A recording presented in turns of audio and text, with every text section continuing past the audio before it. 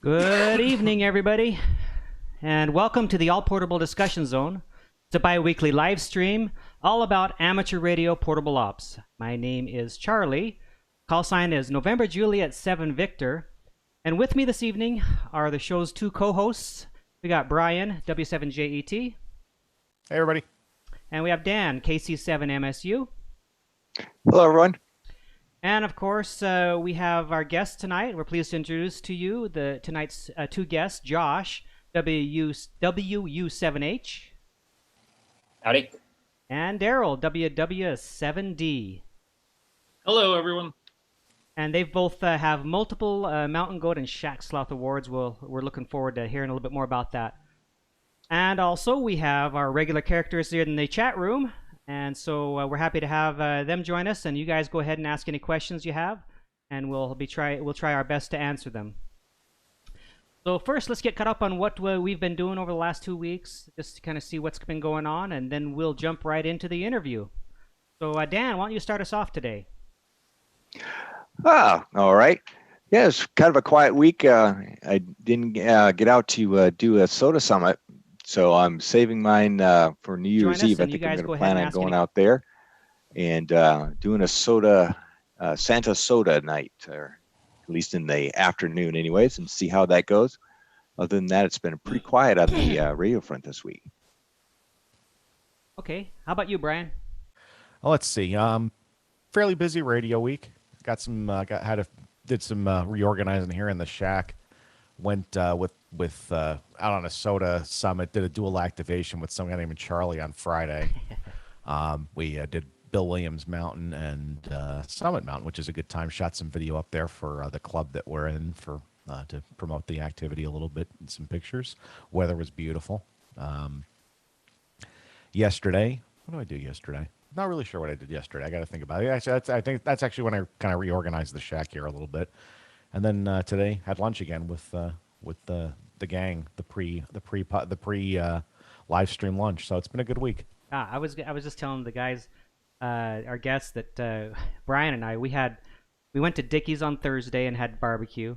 Then we went on a joint activation on Friday, and we took a break from each other on Saturday. But then we went again on today and had Dickie's again, and Brian joined us, and then here we are again at the live stream.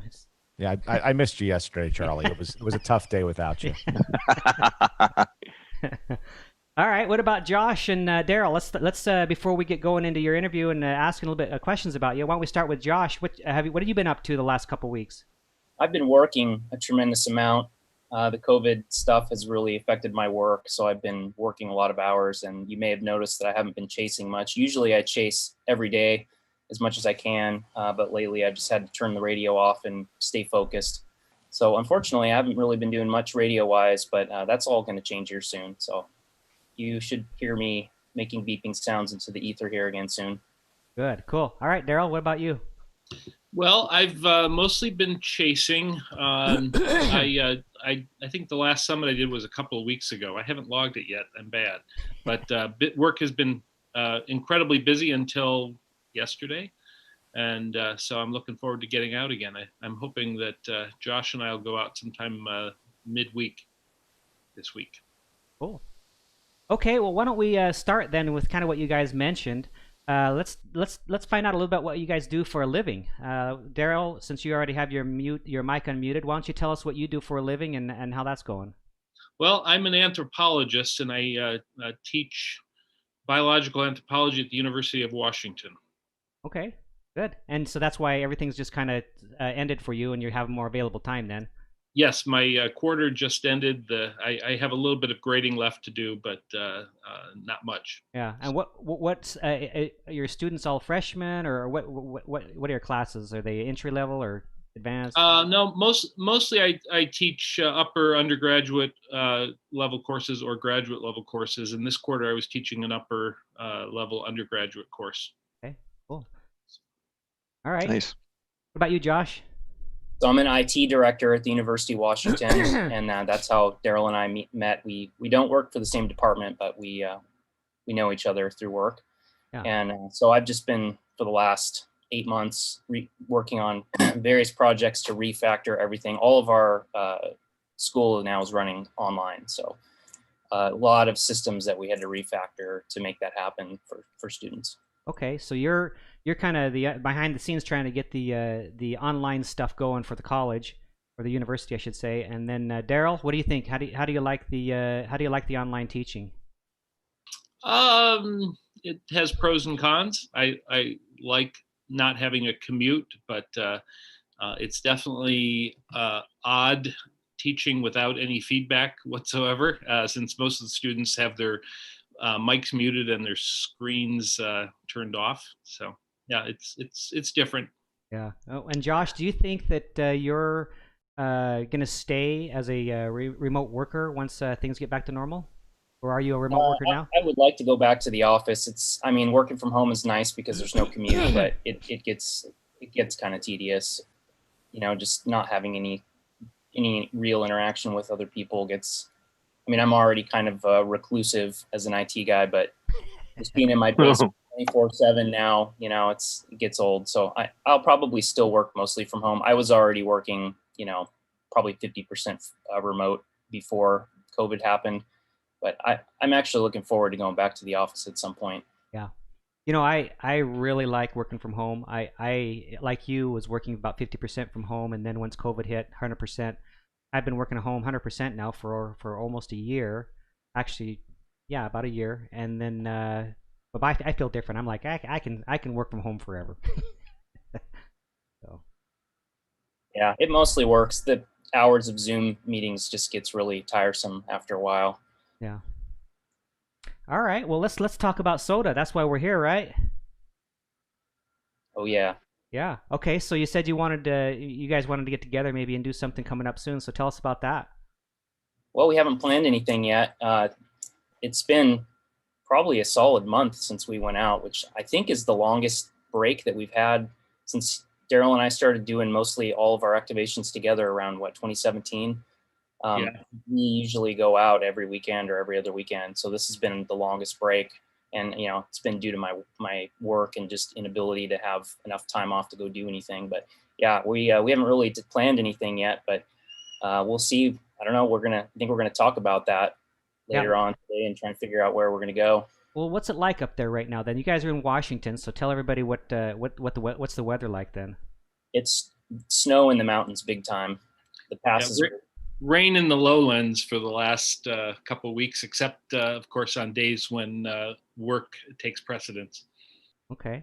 Well, it sounds kind of extreme then. It doesn't sound like a desert hike to the top of a peak that overlooks a city and then enjoy, you know, on a short sleeve shirt with a you know a rubber ducky and then go back down and go back and eat at Dickie's. It sounds a little different.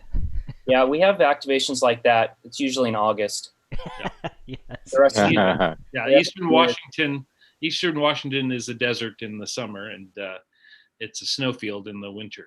Okay. So you guys love doing the winter activations then, I guess, huh? It's fun. I mean, we have like we were talking about earlier, we have some snow machines that we use to get to places. The main problem is around here, all of the summits that you can get to in the wintertime require a really, really long, I mean, if you can cross-country ski, but, you know, you can't drive into the trailheads. So basically you can't get to most of the places that you would want to go to. So we use the snow machines basically to get to the trailheads, and then we snowshoe to summits from there. And we have a pretty good circuit of, I don't know, about maybe 15 summits that we've done that way. So as a snowmobile to get to the trailhead, and then a snowshoe hike into the summit. Wow, so that's your routine then, huh? In the winter? Yeah. Yeah, sometimes there are trailheads that are accessible, you know, by four-wheel drive vehicle, and then just a snowshoe. We've done plenty of that as well. I haven't done any cross-country skiing type summits, but that's certainly an option and would save some time on some of the trips that we've done. Okay, well, why don't you share? I understand you have some pictures or video or something you want to share with us, and kind of talk to us a little bit about the way you guys do your activations and some of your most interesting ones. Let's see what you got. So one of the funnest trips that we've done this way, another friend of ours, John K7GRO, he's into dog sledding, and so oh, wow. On one of the trips that we went on, we actually brought him along with us with our snow machines, and we pulled him behind the snow machine on his dog sled. So I've got a little video clip of that. It was a really fun day. Let me share my screen here and you can check this out.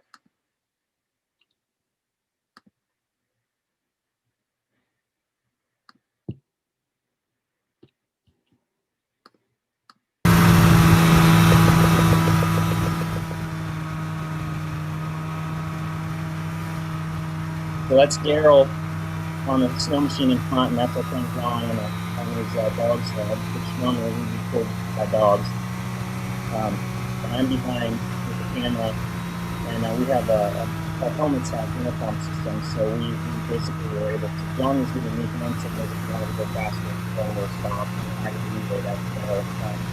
And we pulled him like this for something like 25 or 30 miles that day. We did 2 summits. That is really amazing. That's a great way to transport. It worked really well, and it was fun. We had to go slower than we would normally go, but it was definitely worthwhile. It was a very fun day. That looks like so much fun. I would love to do something like that. I've got a couple of videos from that day, or a couple of photos here. Let me share that. So are most of the roads, most of the way when you snowmobile and stuff, is that mostly on Forest Service roads and stuff generally, or do you have to get off trail quite a bit? It's mostly on Forest Service roads. There's a snow park system in Washington State where you pay extra money to tag your snow machine, and you get a pass so that you can park in areas that they plow. They use the money to plow and groom the trails. So we're mostly on groomed trails, though we adventure off groomed trails to hit some of the summits that are a little bit away from the groomed trails, at risk of course, getting stuck. Huh. Yeah, I would imagine you can encounter some pretty deep snow at times. Yeah, we mostly stay out of the really deep stuff, but every now and then we get adventurous. Our very first time out, we got a little too adventurous and had some problems, but mostly it's worked out, and of course we're better at it now with practice. So we'll see what happens this year. I'm looking forward to. I've been working hard on the snowmobiles over the last few weeks, doing lots of maintenance and rebuilding one of the engines and that kind of thing. So I'm really looking forward to going out and having fun. So how before you go out, Josh, let me just ask real quick. How do you guys? What's the difference between your summer activations and your winter activations? As far as do you use your same radio you normally use? Do you set up the same way? I mean, what's your routine in the winter versus summer? We just have to take a lot more gear with us in the winter. In the winter, I always carry more substantial shelter in case we get stuck out there. We carry a lot more warm gear, extra food, that kind of stuff. we use the same radio setup. It's actually kind of easier in the winter because you can mostly just jam the pole down in the snow. You don't have to try and find something to strap it to because, usually you're trying to find something on the summit to strap the pole to. So usually you can just cram it in the snow and it'll stay up just fine. Aside from that, we do pretty much the same thing. The fingers get a lot colder, that's for sure. Yeah. So when we do winter activations here, I mean, Dan and Brian can speak for themselves, I guess. But what I do is I take a tarp with me and I lay it down on top of the snow and then sit on the tarp just to kind of protect myself from that. But you got to be careful, right? From that your radio doesn't get wet. So I usually put it on my pack that's laying on top of the tarp, and then maybe put a jacket or something over the top of it. Is that kind of what you guys do? Yeah, I spread a blue tarp out. Same thing. Yeah, I carry a tarp. We also have a boffy bag that we've used on occasion, and once we even brought a couple times actually. We've brought a tent with us. Okay. Can you see this picture that I'm sharing? Yeah. Okay, so that's John and his dog sled. This was the day we went out and towed him. You can see the tow line hooked up to him there. That was so we did a summit called Mount Lillian South, and when we got down, as you were saying earlier, Charlie, you got stuck once in a snow machine. Yes. That snow machine wouldn't start for a while. We think it got flooded, but so it was our first fun little trying to get it going. It took us a while, but we got it going. And then we were back out on the Groom Trail here, heading towards our second summit.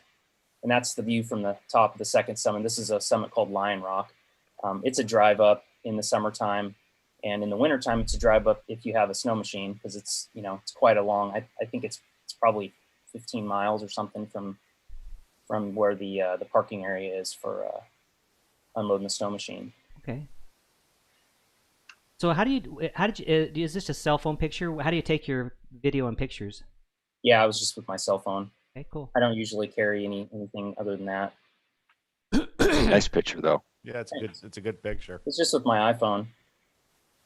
Let's see if I've got a couple more here. Yeah. There's the snow machine and and his dog sled, and a view from the summit. It's amazing how in the wintertime, I noticed this with Roland's photos and the wintertime ones as well, is that it just seems like everything is so crisp and clear and stuff with the winter photos for some reason. They're really amazing. It might be just the contrast of the snow too, but. Yeah, we get some amazing days in the winter when it's really clear and it's very crisp, but we also get a lot of, we've been up on a lot of summits and blowing snow, and it's just a crapshoot. You never know. We try to go out on days when the weather's going to be good, but sometimes we're desperate to go out and we just go if the weather's good or not. We don't care. Cool. Let's see. So what about chasing? You mentioned that a little bit in the pre-show. I don't recall you mentioning it here. And the reason I ask is because I know both of you are humble when it comes to your achievements in Summits on the Air, but let's just talk about it real quick. I think, Josh, you have at least one go, if not two, and working on the third, or what is it? That's Darryl. He just got his second goat. I'm at one. Okay. I don't know. I've still got a long ways to go to get a second one. Okay. So 1 and 2, and then also though, as far as chasing goes, you guys both have multiple shack slots, right? What's the number there? I don't even remember. I don't really keep track of that too much. Yeah. I just started chasing a whole bunch and noticed that I had a lot of points. I haven't looked at it recently, but I don't even know. Honestly, I don't know how many points I have. Yeah, I don't remember how many points I have either. I just chase because I can do it, and it helps out activators, and it keeps me doing SOTA stuff. So that's a good philosophy. If we always need the chasers, so that's great. I'm gonna look it up while Dan and Brian ask you a couple questions. Well, I was kind of curious about what you guys are using for antennas at your QTH for chasing. Well, I have a hex beam for 20 and above, and a 80-meter delta loop that works well on 40 and works okay on 30, and of course on 75 and 80 it works fine with a tuner. And then I sometimes use either a long wire or a dipole as well. And I mostly use a dipole. It's up in my backyard. I've got some really tall trees in my property, and it works really well. It doesn't work that great into the East Coast for me here, but for the Southwest, it works awesome. I'm right on the top of a ravine that slopes away steeply to the south and kind of the Southwest, and I think that really helps me a lot because I have fairly low noise here, which helps a lot. So yeah, I get quite a bit of noise, so that's one of my difficulties, and so I'm kind of looking at what I'm going to put back up. I primarily have been using dipoles in the past, but kind of looking for something new to try out here at the house. Well, if you have the room, a delta loop is a 80-meter delta loop fed by ladder line is a pretty good antenna I found for all the bands above 20 or below 20 actually. Something else that Josh and I did that really changed our chasing. It was actually earlier. It was last year sometime, I guess. Is that we both got our station set up so that we could remotely operate the stations from work, I've made QSOs while riding the bus. I usually commute in by bus, and I've made plenty of QSOs on my laptop remotely. Interestingly, we were both doing it sort of at the same time, and we both arrived at different solutions. I had picked up one of these Rig Expert boxes that connects to my TS, my Kenwood, TS480, and that's worked pretty well for me. Although Josh did sort of a total homegrown solution. Yeah, I just did. I have my shack computer. I would just leave it on, and it was connected to my K2 is my primary rig, and I was using the DX Lab Commander, and I just used TeamViewer to remote into my workstation, and then it was just all macros, and that worked really well for me. And yeah, I was able to chase a lot from work. The only problem with that was it took me a while to figure out a way to pipe the audio in that had a low enough latency that it didn't totally make doing QSOs painful. And okay. I ended up using, geez, I can't remember the name of it now. Mumble. It's called Mumble. It's an open source audio VoIP streaming. And I set that up, and that worked the best. I tried several other things that just the latency was too bad, and it would totally screw up my attempt to make a QSO. So let me ask you this before we get to the chaser numbers that you guys have. Josh, why don't you answer the question for people who are watching? What is a chaser versus an activator, and kind of explain the two? And then Darryl, why don't you after he answers that, why don't you tell us what your method is for chasing, how you know somebody's on, how you chase, kind of your routine. Okay, Josh? Sure. So activator is the guy that puts the radio in the backpack, puts the boots on, and heads up onto the mountain to set up and make contacts. And the chaser is the guy that's at home in the shack, basically trying to make contacts with other people that are on mountains. And also when you're on the mountain, Darryl and I usually start out before we, what I call decloak, before we post anything to let anyone know that we're up there, we will chase other people to get the summit to summit contacts, because that's for us, the summit to summits are the sweetest contacts. We love making those. Yeah, that's when you have an activator on either summit, and both of them are both activators and chasers, right? Yeah. If you're doing summit to summits, you are a chaser. You're just a chaser that happens to be sitting on a summit. Right. Yeah. So my routine for chasing, on my cell phone, of course, I run an app that allows me to. It's called SOTA Spotter, that gives me an alert. I don't have it alert my phone, but I have a watch that connects, and so every time there's a spot that comes in over the SOTA Spotter, it ends up making my wrist vibrate a little bit, and then I can look at the display on the watch and see who it is and that kind of thing.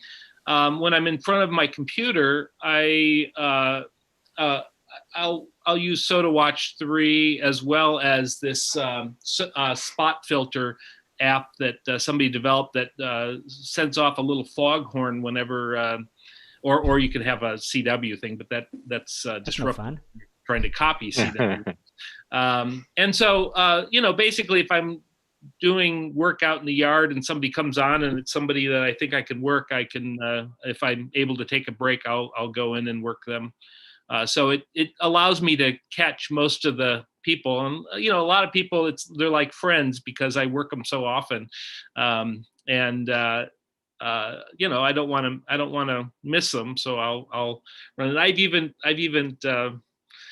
this morning, actually, I forgot who it was, but my watch went off when I still wanted to be sleeping in bed. Yeah, I don't remember. It was Steve, WG7H. And I was like, oh, okay, I have to get up and work him. So I got out of bed and worked him, and then I went back to bed. Why would you do that? Why would you do that? Well, because I wanted to say hi to Steve. Yeah, exactly. You are the reason that us activators can continue. I mean, we really appreciate that's sacrifice, man, knowing that you do that. Yeah, that's cool. Josh, what's your routine for chasing? It's similar to Darryl's. I use Ham Alert to get the alerts. I also use that SOTA filter web page that he was talking about. That's a really useful page. particularly because you can use it to log, and it's a really easy way to log. Although now you can log right on the SOTA Watch page, which is a nice feature, but I mostly still use that SOTA filter page because it kind of keeps a running tab of all the people you've chased, and if another spot for them pops up, you can have it so it doesn't show you that one. So it only shows you the ones you're kind of going after. Oh. And so then after a while, you've chased a lot of the same people, you kind of have an idea whether or not you'll be able to hear them or not. So you can kind of prioritize if you want to listen for that person or not. Okay, so you get an award as a shack sloth when you reach so many points of chasing, right? And so that's 1,000 points. The most you can get on a chase, most points you can get is 10, right? Or is that right? Or is it 13? Can you get bonus points?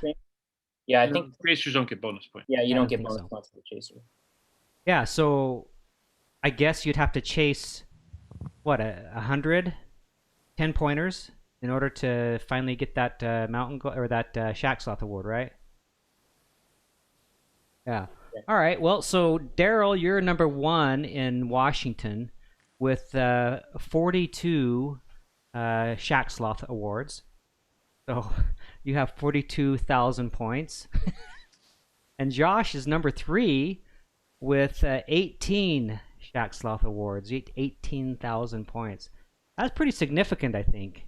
That's a lot of contacts. Yeah, that's an awful lot of contacts. I mean, usually when we chase people, I'll hear Darryl or he'll hear me, and it will be one and then the other. Sometimes if I know he's busy, I'll let him go first, and vice versa, he'll let me go first. And I usually have not as big a signal as he has because he runs more power than I do. But my MO is I usually wait till the pileup dies down and then jump in. A lot of times he'll bust pileups, but I don't have much luck with that, so I usually just wait. Yeah, it's usually good to get there really fast, or if you don't make it, if you're not the first or second person to work somebody who's just spotted, then have patience and wait. Yeah. So most people, if I were to recognize somebody for shack sloth, I mean, it's important to get that 1,000 points, but you can get that in 3 months maybe, or even sooner if you're really trying. Whereas if for a mountain goat, it's more than a year usually, at least a couple. And so I think that a super sloth, I think somebody kind of coined that phrase, and it's kind of what we go with, is kind of pretty good. If you can reach a super sloth, that's kind of where I kind of equate that to the mountain goat, super sloth, which is 10 chasing 10,000 points basically. So it's 10 shack sloths, and so you guys are both super sloths. And Josh almost twice, and you 4. Wow, that's great. The chat room is impressed by what you've accomplished. All right, I have 2 more questions, one for each of you, and then I'm going to turn it over to Brian and Dan to ask you any further questions, and then you may still have a few more things you want to share with us, and by all means, let's talk about those, and then we'll move on after you've done that. So, first question is for Darryl, and Darryl, I wanted to know. On your QRZ page, you're sitting in an airplane. So tell us about that. What's that all about? So one of the other things I do when I'm not doing SOTA is mobile contesting. And that picture on QRZ is from a few years ago during a UHF contest. And what I was doing was flying to different airports and setting up antennas, and then participating in the contest. And it allows me to activate a lot of grids. Grids are the multipliers in UHF contests, and in some UHF or VHF contests, you can you get multipliers for every grid you activate as well. Those are the ARO VHF contests. So I've done that since about, I think 2012 or something like that is the first time I did it. And I own a little Grumman Yankee, and it's got a sliding canopy. So my antenna actually ends up coming up out of the plane itself. And it's a lot of fun. Wow. That's the ultimate in roaming for the contest. That's for sure. Well, I don't it turns out that over the years I've used the plane less and less because it turns out there's a lot of uncertainty because of weather, particularly in Washington State, and secondly. It takes a lot of time, and most airports are actually in holes. They're on flat areas that usually aren't on hills. And so around here, I can rove out of my truck and do much better because I can get up, I can get up over 3,000 feet, and that allows me to work up and down the coast to a lot of population areas. So, have you you made contacts while flying? Well, the contests don't allow that, so I have made contacts that weren't in contests. When I was first experimenting with this, I took my FT-857 up there and I dragged a wire behind the plane and messed with people by making a bunch of QSOs in the Texas QSO party, and of course they were all not certain that the contact was legal. And they asked, well, what state are you flying over? Because I was signing aeronautical mobile. And I was legal as a QSO in Washington State because I was over the state. But. Okay, cool. I'll let Brian and Dan have any follow-up on that particular thing. I was going to tell Darryl, obviously from my call, I've got a little bit of flying going on too. And I've done aeronautical mobile 2 meters and 440 only. Good time. What I usually do is I have a throat mic for my HT that has an earbud that goes into the ear so I can still wear the headset over the top of it. Mm-hmm. And then I got the push button switch, and I'll Velcro that to the yoke on one side so I know which button I'm pushing depending upon who I need to talk to. I have a Piper Warrior, and I've done it in that a few times, and usually I beacon APRS, and as a King Air, I fly on the side for a doctor, and when he does some long cross-country trips. So I've been over the central U.S. at 26,000 feet on 5.2, and it's an interesting thing when you're doing a pileup at that altitude because they can't hear each other at all. So you've got this massive doubling going on until the capture effect happens, and then you finally get the guy that breaks through. So I started doing it like a D Expedition would do, where it's, okay, I'll take the 8s right now, or I'll take Kansas, or I'll take, whatever I can do to try and keep that pile up down, because over Kansas, I'd be getting Oklahoma, North Texas, Nebraska, all of that stuff. We'll throw there, no problem. 400, 500, 600 miles up at that altitude. Aeronautical mobile is a good time. I haven't done HF though. Haven't been brave enough to stick a wire out because the Warrior's got that stabilator back there, and all I can picture is that wire wrapping around it and me having a jammed elevator. So I have not done that yet. Yeah, it requires a good drogue to keep the wire straight, and yeah. I turn the tie down ring on the tails 90 degrees and run the wire through that, and wow. So yeah. By the way, I did most of my training in a Warrior, so okay. It's a fun plane. I enjoy that plane a lot. The plane I have is a much smaller plane. It's a 2-seater, but I've done some VHF stuff as well. It's fun going up over the Puget Sound and calling CQ, and people work you for the novelty. But I've also gone up and done some SOTA chasing from the plane as well. That's cool. That's really cool. They doing the VHF contests in the plane, as you were talking about, I'm like, that'd be kind of cool to do out here. I was thinking about, and we don't obviously have the weather challenges you guys do. Most of the year you can get around. We've got the Killia IFR in July and August with the thunderstorms, and then this time of year too when the weather moves it up in the mountains. But for the most part, Arizona's a fly year round kind of state.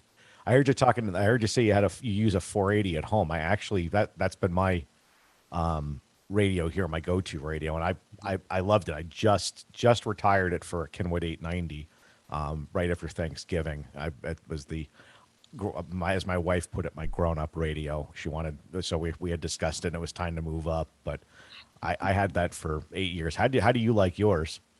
I love it because, well, in the first place, I use it for mobile contesting out of the truck particularly, but in the plane as well. And the remote head is nice. But when I bring everything back in the house, I have a little rack that has my radios, and then it sits sort of far away from me, and then the remote head just sits in right next to my monitor. So it makes it very convenient. It doesn't take up any room. Yeah. That's how I liked about mine. That was my first attraction. It was I could put it anywhere on the desk and move and leave the radio somewhere else, and it left a lot of room on the desk to do stuff. And now it's kind of changed, but pretty much kind of exactly how mine looked. I had the radio on the floor underneath somewhere else up on a table just to get it off the ground a little bit, and then everything up on top. Charlie's actually used that radio quite a bit. I love it, man, for field day. Yep, field day. That is the CW. If you work the Superstition Amateur Radio Club on field day on CW in the last 5 years, that was the radio you got that somebody talked to you on. All right, Dan, do you have anything for Darryl before we move over to Josh? I know you kind of answered my questions. I think the whole airplane, aeronautical mobile thing is pretty cool. So I had a contact like that, but someday I'd love to be able to get one. Yeah, me too. All right, Josh, this question is something that I am interested in. I don't know if the rest of the audience is or not. It's not really a good way to set it up, though, but I'm just going to ask it, and that is, I know that you are a part of the SOTA organization in some way, and I'm just curious how you got involved, how you like it, and what are some things that are interesting that you found in your role there that maybe some of us might be interested in knowing about.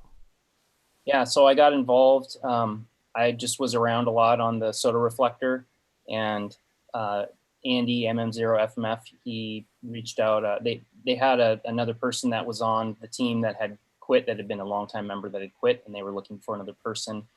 And they were interested in having somebody from North America join the team. And they asked if I was interested, and I said, sure. And so it's been, we have another reflector that's similar to the regular SOTA reflector, but it's just for the management team. And that's where we discuss all kinds of things. And if you send an email to the contact SOTA with a problem, it goes to that reflector, and we usually deal with that. And we kind of just tag team things that come in, any kind of issues. So it's been pretty interesting to be able to see all the discussions. It's a lot of things like when people are forming new associations, or, questions come up. I mean, there's people constantly asking, well, how come this certain summit isn't part of the, isn't a SOTA summit? And just lots of issues like that come up that I can read about and participate in the discussions with that. It's been pretty interesting. Yeah, I found it pretty interesting, just kind of dealing with you on a few things. It's been nice to know somebody who's directly involved. Yeah, there's been a lot. I mean, I'm on the North America Slack. Obviously, that's how we met, and so a lot of people have contacted me through that with issues. So it's been kind of a good conduit for people that are involved in the Slack group if they have any kinds of problems, because I have access to the the database, and if there's like features that people are interested in, or there's always people that are building different applications that want API access and that kind of thing. All right. Anything else? I mean, you guys have anything else to share? There's a few. You have a video or another video, or more pictures, or anything, or any more stories? I got a couple photos. So, aside from the snow machines, we also have a couple of dual sport motorcycles that we use, because typically for us here, once we leave the highway going to a summit, we have a long Forest Service road and a lot of bad Forest Service roads to get to our trailheads. And so we decided to, instead of beating our vehicles to death on these really bad roads, we both got Darryl started before me. I think you had yours about a year before, and then he talked me into getting one. And so that's typically what we do now, is we haul them in a truck, and then we park somewhere and then ride those up the bad roads, which has been really fun, because the worse the road is, the more fun the ride is. And you can get places so much faster on those things, and you're not beating your truck to death. So I've got a couple of photos here. Let me. Yeah, cool. Real quick. So this was last winter, and this was what we call snowmo biking, where we decided that, well, yeah, there's some snow, but we could probably make it on the bikes. So we went on the bikes, and we ended up riding in the snow, which is pretty fun. So that's Darryl's Husky back there. He's got a Husqvarna, and I've got a TW200. You probably heard me on the Slack forum. I'm always pushing these TW200s to people that are interested in getting into dual sporting for SOTA. It's a really good way to get to summits. We ride down so many roads that would just scratch your car up because it's, really bushy. And on a motorcycle, it's not a problem because you can ride right up the center of a narrow track. And we've encountered lots of fun obstacles, and that's, river crossings and things like that. The worse the road is, the more fun we have. Cool. Yeah, I actually can show a video. Okay. Of one of our adventures. It was actually this summer. See, I think you should be able to see the video now. Yeah.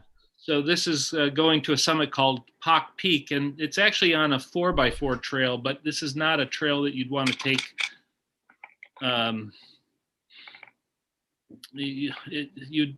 It's pretty rocky. So Josh is going to pass me up, and then I'll follow him. Dang, this is a motorcycle again.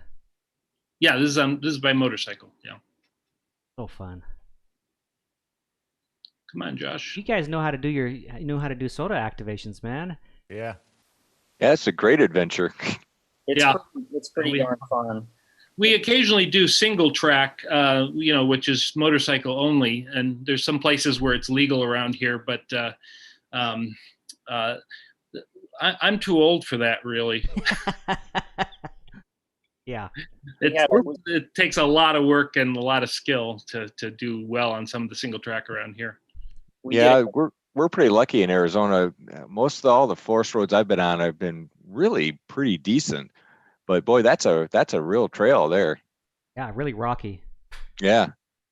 We have a lot of really bad Forest Service roads, and there's been a lot of SOTA summits that we've done that other people around here don't do, just because you have to drive for 10 miles on some road like this, and unless you have a motorcycle, you're not going to do it. And that's just to get to the trailhead. So you still, we get up to the trailheads, and then we still have to hike to the summits. So it really helps a lot to have these bikes. Yeah, at least doing it this way, it's a lot more fun. It's a big adventure, either by motorcycle or in the wintertime doing it on a snowmobile. That would definitely make it a lot more enjoyable. Yeah, you couldn't get to some of these summits otherwise. It just wouldn't be practical. I'm sure that somebody could probably 4x4 up this road, but a lot of other activators in Washington are kind of Subaru drivers, and this is probably a little beyond where a Subaru would go. I don't know. Yeah, a little bit. Yeah. So is our roads like this, did they used to lead to like old mining or timber camps originally, and so they never were really maintained by the Forest Service? Is that kind of why they're narrower and not as in good shape? Yeah, it's mostly logging. 99% of the roads that we take are logging, and so these areas, once they stop logging, they just let the roads go. Most of them, they just let them go. Yeah, and this particular road happens to be in an off-road vehicle recreation area, so it's intentionally bad. But this is really the exception. This is the one case where that's true. But yeah, there's just roads that the Forest Service doesn't maintain roads the way they used to, and so the roads are just getting worse and worse around here. I mean, there are some hikes that are extremely popular in Washington State. I'm blanking on the name of the one I'm thinking of offhand, but in any case, the Forest Service hasn't gone in and filled in the potholes, and so it's just a terrible experience just trying to drive the road to 10, 15 miles to get up to the summit. We have actually a lot of summits like that the trailhead is just the experience even a truck. I mean, Josh and I both have pickup trucks that are 4x4s, and we just have a horrible experience driving up some of these roads. So the motorcycles actually turns that around because, as Josh said, the worse the road is, the more fun it is. Cool. All right. Well, let's transition here a little bit. Really appreciate you guys and your stories and everything you've told us. Let's transition to second half of show, which really is only 15 minutes. But that's fine. I mean, we just kind of roll with it.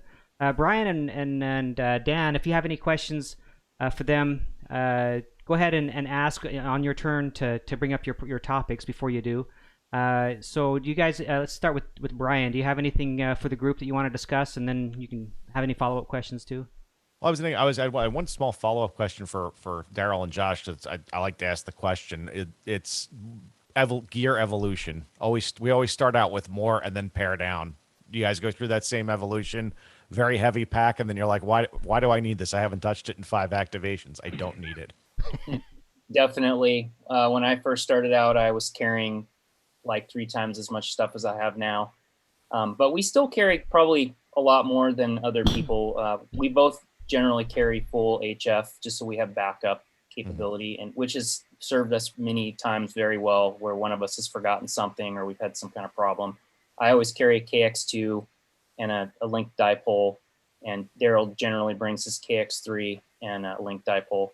And there have been times when it's like, oh, I forgot the cord for this. Oh, well, we'll use the other station.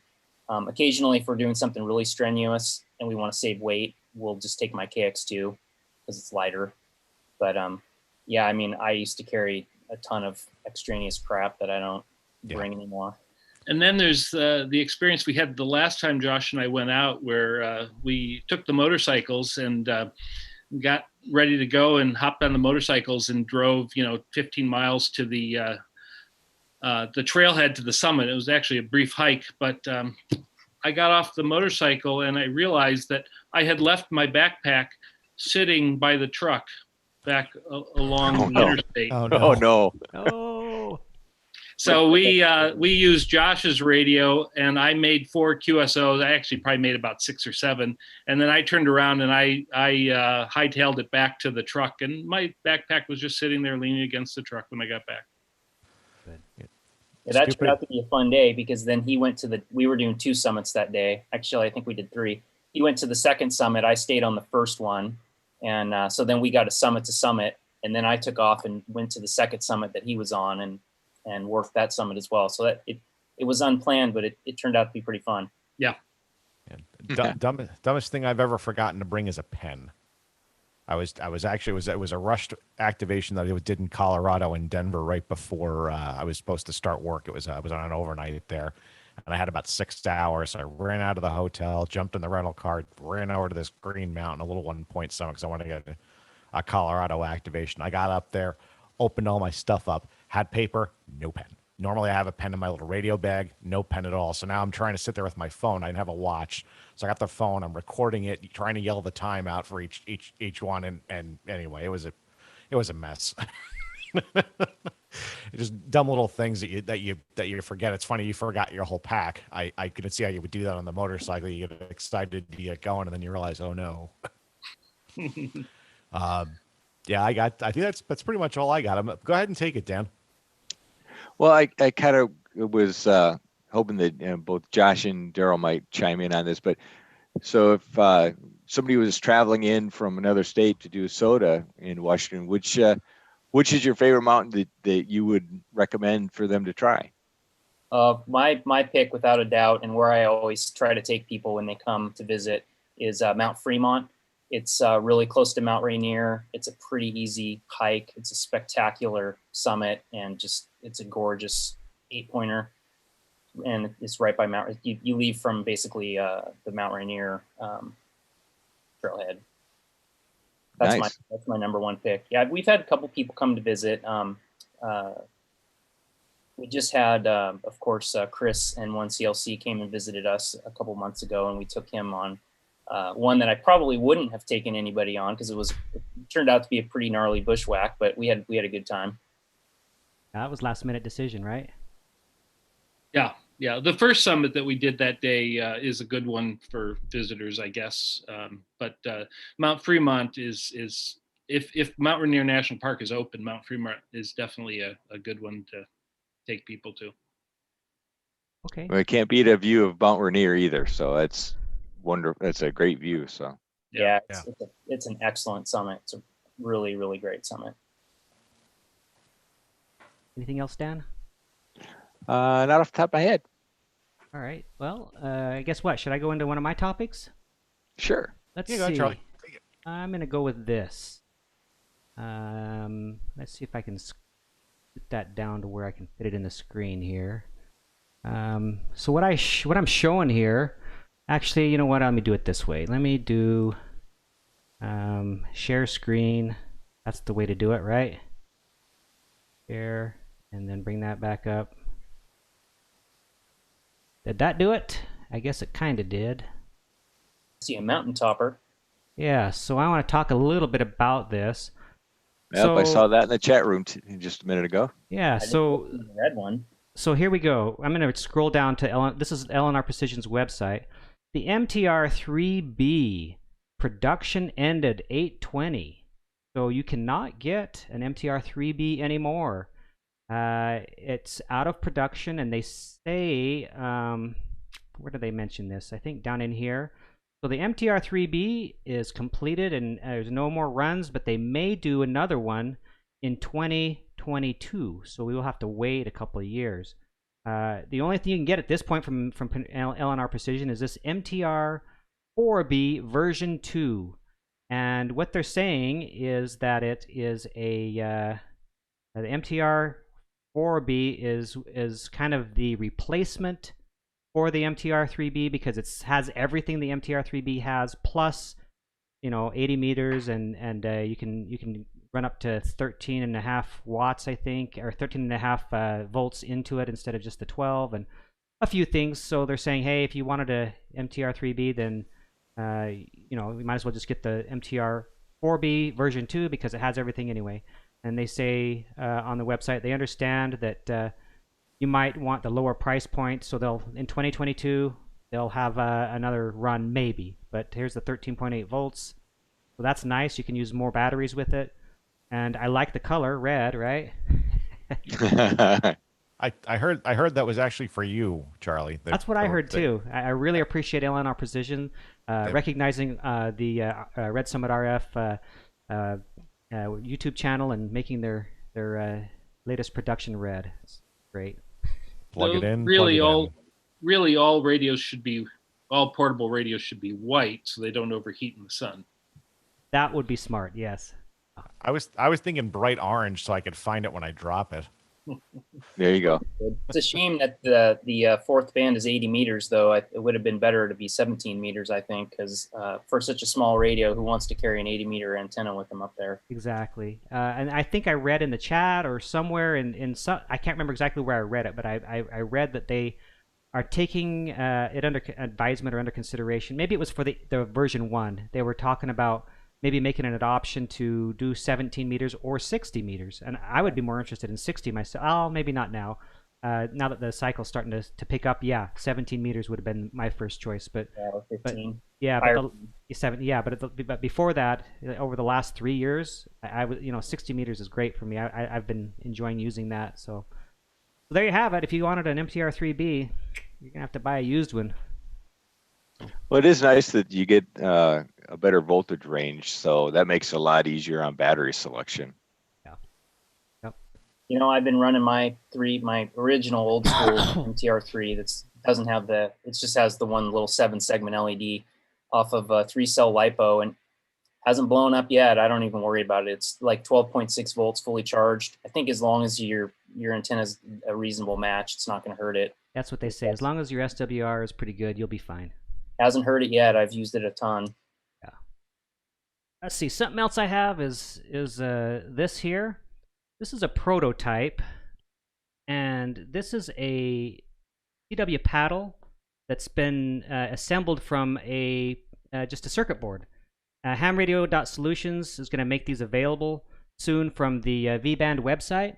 And I've had a couple of these different prototypes. I have this one kind of on a jeweler's box or a jeweler's block. And I've been practicing with them, and they're really cool. So look on the V-Band website, and pretty soon they're going to make those available for people as a kit. So that's pretty fun. And I think, that's about it for me. I'm going to just do a couple promotions here, and then we'll wrap it up. Let's see. So Josh with Ham Radio 2.0, he's live streaming just after this live stream. So go catch him if you want to stick around. And he's doing an episode on Christmas holiday shopping, I should say, not Christmas, holiday shopping. But he has a few cool announcements that are coming out as before that stream, including an announcement about a new technician, not an extra class. So a learning class that will be made available for you if you want to learn what needs to be learned to get your extra class license. So check his stream out, and then let me see. Let me pull this up. Next week, or not next week, but in 2 weeks, we have a great set of guests coming on. Let me make sure I pull this up and get the picture up here for the show. Open it up. Can you see that? Maybe, maybe not. Not yet. Negatory. Oh, how about if I share screen? Then now. There we go. There we go. What do you see? Those calls aren't Charlie. Those calls aren't familiar at all. Who are they? Who are these people? I don't think anybody that's worked SOTA has ever worked either one of them. Yeah, I'm pretty sure not. So if any of you have ever worked a HF station on a summit, you more than likely will have one or probably both of these in your log. I think almost every activation I've gone on over the past 3-4 years, I've worked Gary and Martha. My understanding, I didn't check to verify, but my understanding is Gary is the top chaser in North America, or at least in the United States. And his wife Martha isn't far behind. She might be number 2 or 3, but they're a great team, and everybody loves them, and it's because they just are always there. You can always count on 2 contacts if you work in HF. I worked the both of them from Hawaii. They were of the 7 contacts I made when I was on No Peak in Kauai. They were 2 of the 7. Yeah. Oh, so somebody's saying they're not seeing anything. So let me just do it this way then. Yeah, it's kind of cropped off, Charlie, Right. when it hits YouTube. Well, let's try it this way then. Let me just make this to where it fits in the screen. Is that any better? No. Dang it. Not seeing anything. You're not seeing anything. It's always great when you get Gary and Martha, though. They're always fun to get online. Yeah. All right. Well, I made an attempt to share the screen, but There That's you go. better. That's better. okay. Well, anyway, you'll see the card coming up here. I'll probably get the promotions going on them in about a week. So, as you know, our live streams every two weeks. So January 3rd, I think, maybe, is that right? Let me look at the calendar here.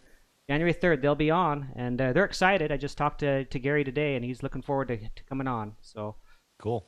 All right. Anything else, guys, you want to talk about, or Brian, Dan, Josh, Darryl? Nope. Not that I can think of. I've covered it. I think I'm kind of tapped out today.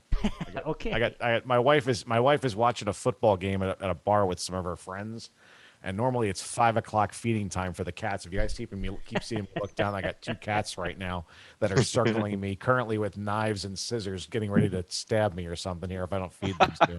I saw one of them go on that workbench behind you and pick up a knife, I think. Yeah, that's the 14-pounder. I call him the chief negotiator. He's the first one to come, and then the little 7-pounder will come up later and start using his cute powers on me.